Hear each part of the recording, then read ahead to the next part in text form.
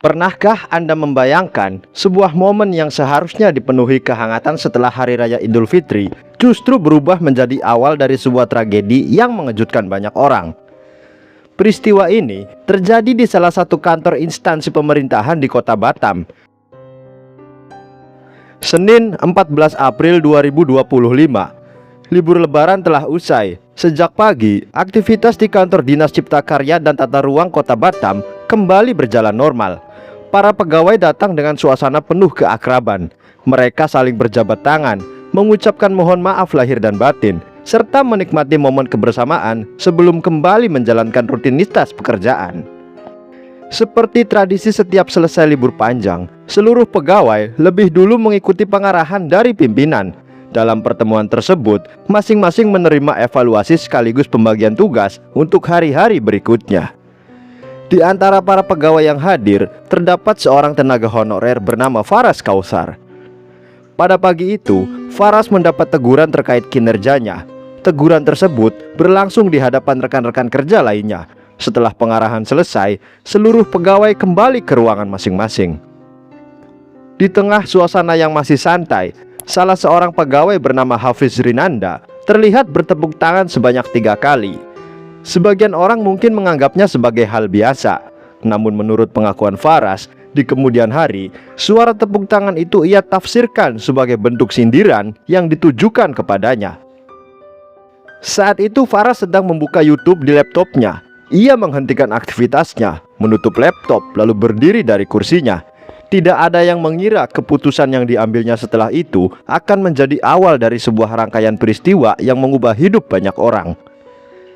Alih-alih kembali bekerja, Faras berjalan menuju area parkir. Ia menyalakan sepeda motornya, lalu meninggalkan kantor menuju rumah kos yang masih berada di kawasan Sekupang. Sesampainya di kos, Faras mengganti seragam dinas dengan kaos putih. Menurut keterangannya di persidangan, ia tidak ingin dikenali sebagai pegawai instansi pemerintah saat pergi keluar. Beberapa saat kemudian, ia kembali mengendarai motornya menuju sebuah supermarket. Sekitar pukul 10 pagi, seorang kasir bernama Selvi sedang menjalankan pekerjaannya seperti biasa. Tak lama kemudian, datang seorang pria berkaos putih menuju meja pembayaran. Pria tersebut hanya membeli satu barang, sebuah pisau dapur. Harganya sekitar Rp34.500. Setelah menyerahkan uang Rp50.000, pria itu langsung mengambil barang yang dibelinya lalu bergegas pergi. Karena terburu-buru, ia bahkan meninggalkan uang kembaliannya. Kasir sempat memanggilnya beberapa kali, namun pria itu tidak menoleh sedikit pun. Belakangan diketahui, pria tersebut adalah Faras Kausar. Setelah keluar dari supermarket, Faras kembali menuju rumah kosnya. Di sana ia kembali mengenakan seragam kantor, kemudian menyimpan pisau yang baru dibelinya sebelum berangkat lagi menuju kantor. Sekitar pukul 11 siang, beberapa pegawai sedang berkumpul di belakang gedung kantor. Mereka berbincang santai sambil beristirahat. Di antara mereka terdapat Hafiz Rinanda. Saat melihat Faras baru tiba di area parkir, Hafiz memanggilnya. "Ras, sini dulu." Seorang rekan sempat bertanya mengapa Hafiz memanggil Faras. Hafiz menjawab bahwa dirinya hanya ingin bersalaman karena masih dalam suasana lebaran. Faras kemudian menghampiri. Keduanya berjabat tangan. Hafiz mengucapkan permohonan maaf lahir dan batin. Sesaat setelah momen itu berlangsung, situasi berubah sangat cepat. Faras mengeluarkan pisau yang sebelumnya telah ia bawa dari rumah kos. Peristiwa yang terjadi setelahnya membuat seluruh pegawai di lokasi dilanda kepanikan. Beberapa orang langsung berusaha menghentikan tindakan tersebut, sementara yang lain segera meminta bantuan dan menghubungi layanan darurat. Korban mengalami luka yang sangat serius dan segera dievakuasi menggunakan ambulans menuju rumah sakit di Batam untuk mendapatkan penanganan medis. Di sisi lain, Faras tidak berusaha melarikan diri. Ia hanya duduk terdiam di area kantor sambil menunggu aparat kepolisian datang ke lokasi. Sementara itu, kabar mengenai kejadian tersebut dengan cepat menyebar ke seluruh pegawai yang masih berada di dalam gedung. Suasana kantor yang sebelumnya dipenuhi ucapan selamat Idul Fitri berubah menjadi kepanikan dan duka. Di rumah sakit, tim medis telah berupaya memberikan penanganan terbaik, namun nyawa Hafiz Rinanda tidak berhasil diselamatkan. Kabar itu menjadi pukulan berat bagi keluarga. Istri Hafiz yang saat itu sedang bekerja di kawasan Batam Center segera menuju rumah sakit setelah dihubungi rekan-rekan suaminya. Namun di tengah perjalanan, ia menerima kabar bahwa suaminya telah meninggal dunia. Duka mendalam menyelimuti keluarga, terutama karena Hafiz meninggalkan seorang istri dan seorang anak yang masih berusia sekitar 1,5 tahun. Jenazah kemudian diterbangkan ke Provinsi Riau untuk dimakamkan di kampung halamannya. Kedatangan jenazah disambut tangis keluarga dan kerabat yang tidak menyangka peristiwa tersebut akan berakhir seperti itu. Sementara itu di Batam, polisi langsung mengamankan Faras di lokasi kejadian. Tanpa melakukan perlawanan, ia dibawa ke kantor kepolisian untuk menjalani pemeriksaan lebih lanjut. Dari lokasi, penyidik mengamankan barang bukti berupa sebilah pisau yang diduga digunakan dalam peristiwa tersebut. Dalam pemeriksaan awal, Faras mengakui bahwa pisau itu dibelinya beberapa jam sebelum kejadian di sebuah supermarket. Rekaman kamera pengawas di lokasi pembelian kemudian menjadi salah satu bagian penting dalam proses penyelidikan. Namun, satu pertanyaan besar segera muncul. Mengapa semua ini bisa terjadi? Apa yang sebenarnya melatar belakangi hubungan antara Faras dan Hafiz yang ternyata masih memiliki hubungan keluarga?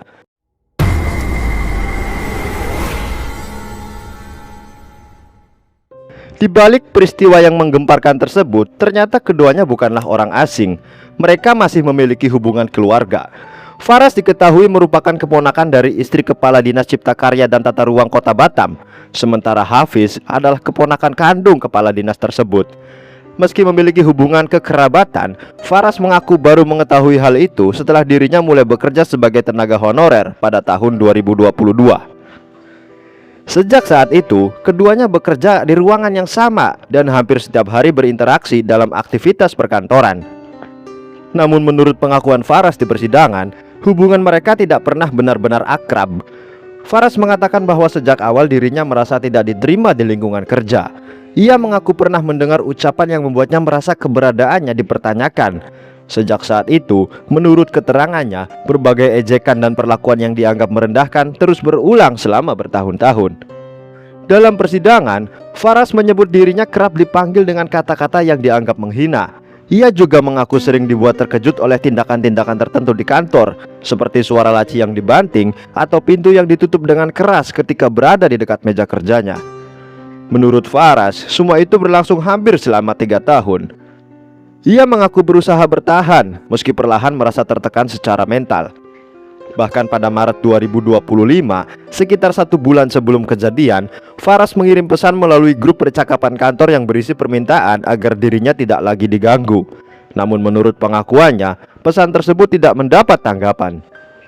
Puncaknya terjadi pada pagi hari setelah apel pertama usai. Faras mengaku suara tepuk tangan Hafiz yang terdengar 3 kali kembali mengingatkannya pada berbagai pengalaman yang selama ini ia pendam. Di dalam pikirannya, semua kemarahan yang telah terkumpul selama bertahun-tahun seolah mencapai titik akhir. Namun penting untuk dipahami, seluruh keterangan tersebut merupakan pengakuan Faras di persidangan. Pada tahap berikutnya, muncul kesaksian lain yang memberikan gambaran berbeda mengenai hubungan keduanya. Salah satu saksi yang memberikan keterangan adalah ibu kandung Faras, Zaitun. Di hadapan majelis hakim, ia menjelaskan bahwa putranya dikenal sebagai pribadi yang pendiam dan tidak banyak bercerita. Menurut Zaitun, perubahan sikap Faras mulai terlihat setelah bekerja di Batam. Saat masih kuliah di Riau, Faras dikenal memiliki banyak teman dan dapat bergaul dengan baik. Namun beberapa bulan setelah mulai bekerja, ia beberapa kali menghubungi ibunya sambil mengeluhkan suasana di kantor. Faras mengaku sering merasa diremehkan. Ia mengatakan dirinya tidak nyaman berada di lingkungan kerja dan mulai kehilangan semangat. Pada tahun 2023, ketika sang ibu datang berkunjung ke Batam, Faras kembali menyampaikan keluhan yang sama. Ia bahkan sempat mengatakan ingin mengundurkan diri karena merasa sudah tidak sanggup menghadapi kondisi tersebut. Sebagai seorang ibu, Zaitun berusaha menenangkan anaknya. Ia meminta Faras untuk bersabar, tetap bekerja dengan baik dan tidak terlalu memikirkan perkataan orang lain. Namun setelah percakapan itu, sikap Faras justru semakin berubah. Menurut ibunya, Faras menjadi lebih tertutup. Frekuensi komunikasi dengan keluarga semakin berkurang. Bahkan ketika dihubungi, ia hanya menjawab seperlunya tanpa lagi menceritakan apa yang sedang dialaminya. Akan tetapi, setelah pengakuan Faras tersebar luas melalui berbagai pemberitaan media, muncul gelombang reaksi dari masyarakat. Sebagian warganet langsung menerima pengakuan Faras sebagai fakta dan menyimpulkan bahwa tragedi tersebut dipicu oleh perundungan yang berlangsung selama bertahun-tahun. Namun tidak semua pihak sepakat dengan narasi tersebut. Keluarga Hafiz, terutama sang istri Nelma Yanti, menyampaikan keberatan. Menurut Nelma, pemberitaan saat itu terlalu banyak mengangkat pengakuan Faras tanpa diimbangi penjelasan dari pihak keluarga korban. Ia meminta masyarakat untuk tidak terburu-buru mengambil kesimpulan sebelum seluruh proses hukum selesai. Tak hanya keluarga, sejumlah rekan kerja Hafiz juga memberikan kesaksian yang berbeda. Mereka menggambarkan Hafiz sebagai sosok yang mudah bergaul, ramah, dan sering membantu rekan-rekannya. Menurut beberapa saksi, mereka tidak pernah melihat Hafiz melakukan perundungan terhadap Faras. Yang mereka ketahui hanyalah candaan ringan yang biasa terjadi di lingkungan kerja. Mereka juga mengakui bahwa Faras memang sering merasa tersinggung ketika menjadi bahan candaan. Meskipun menurut mereka, candaan tersebut tidak dimaksudkan untuk menyakiti. Kesaksian serupa juga datang dari beberapa teman kuliah Hafiz. Mereka mengenal Hafiz sebagai pribadi yang terbuka, senang membantu, serta mampu mencairkan suasana. Karena kepribadiannya itulah, Hafiz bahkan memiliki julukan khusus di kalangan teman-temannya. Berbagai kesaksian tersebut menghadirkan dua gambaran yang sangat berbeda. Di satu sisi, Faras mengaku telah mengalami tekanan berkepanjangan yang akhirnya memicu ledakan emosi. Di sisi lain, keluarga korban dan sejumlah saksi menolak anggapan bahwa Hafiz melakukan perundungan sebagaimana yang dituduhkan. Perbedaan inilah yang kemudian menjadi salah satu fokus utama selama proses persidangan. Sementara itu, penyidik juga mulai menyusun kronologi secara lebih rinci. Rekaman kamera pengawas, barang bukti, hasil pemeriksaan saksi, hingga pengakuan terdakwa dikumpulkan untuk menjawab satu pertanyaan penting. Apakah peristiwa tersebut merupakan tindakan yang telah direncanakan sejak awal atau terjadi secara spontan akibat luapan emosi sesaat?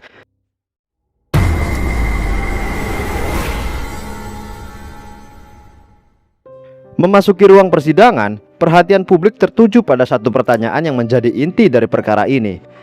Apakah tindakan Faras Kausar telah direncanakan sebelumnya ataukah terjadi secara spontan akibat luapan emosi yang tidak lagi mampu dikendalikan?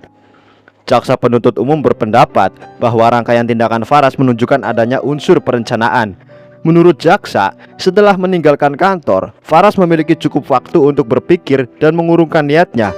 Namun yang terjadi justru sebaliknya.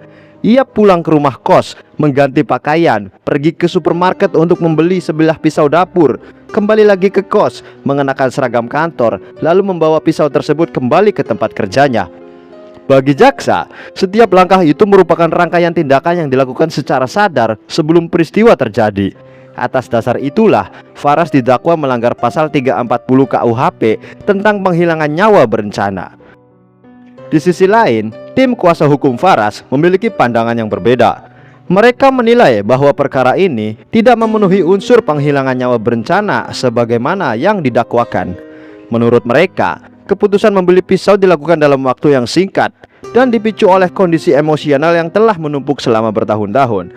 Kuasa hukum juga berpendapat bahwa tindakan tersebut lebih tepat dikategorikan sebagai penghilangan nyawa biasa sebagaimana diatur dalam pasal 338 KUHP. Selain itu, mereka menyampaikan bahwa Faras bersikap kooperatif selama proses penyidikan maupun persidangan. Ia belum pernah menjalani hukuman pidana sebelumnya dan masih memiliki usia yang relatif muda.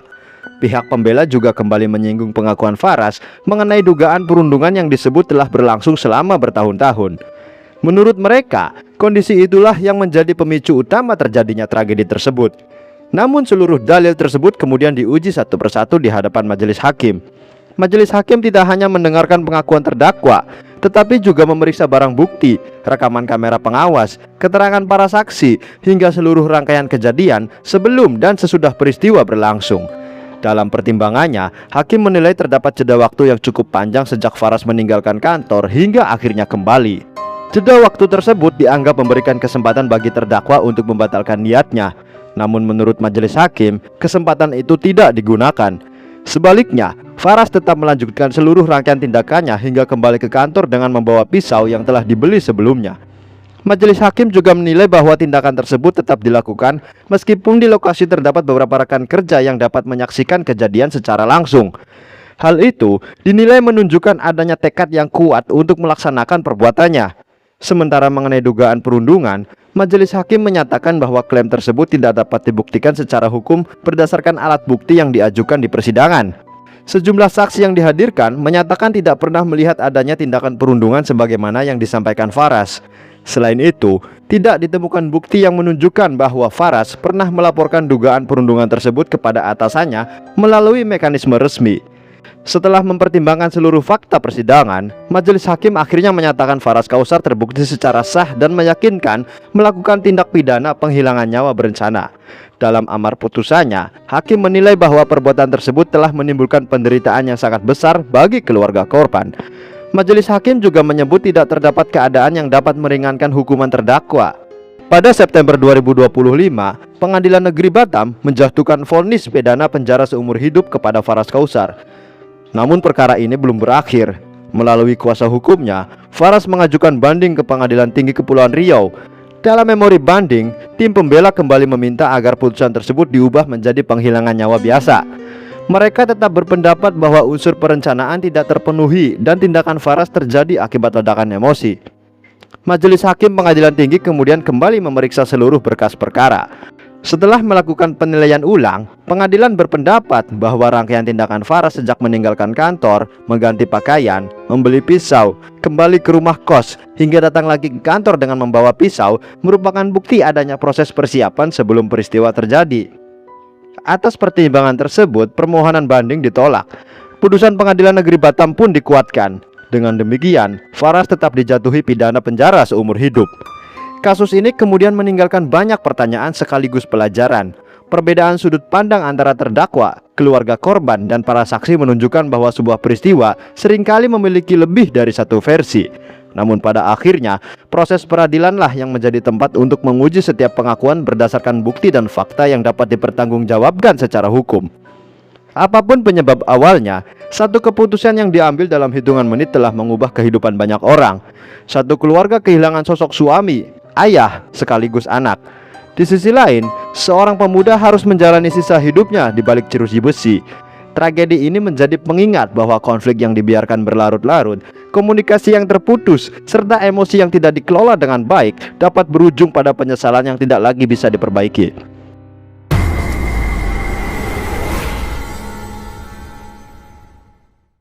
Bagaimana menurutmu? Apakah kasus ini murni merupakan tindakan yang telah direncanakan sejak awal?